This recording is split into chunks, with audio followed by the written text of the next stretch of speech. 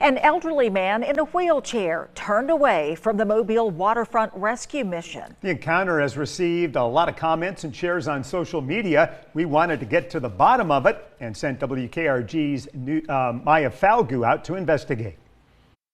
A Lyft driver pulled into the Mobile Waterfront Rescue Mission to drop off an elderly man in a wheelchair last week. We had a patient that was discharged from a local hospital and asked to be taken to Waterfront by a Lyft driver.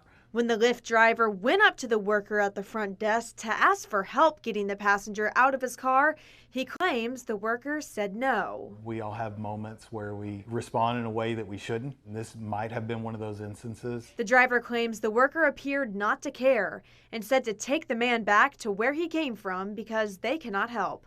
The driver then went back outside, struggling to help get the man out of the car on his own. After talking to leadership here at the mission, they say that this situation should have never happened and that anytime anyone pulls up to this parking lot, they are always willing to help.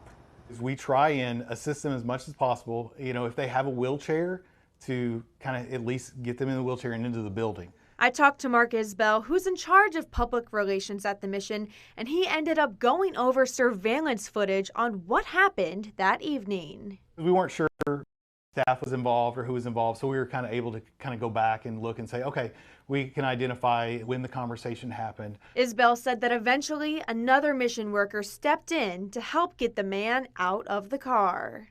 Our interaction with the Lyft driver probably wasn't as good as it could have been. I can understand his frustration in a situation where he feels like he wasn't helped and the individual wasn't helped. We can always do a better job in being hospitable. After the man was brought inside, the mission called EMS to take him back to the hospital.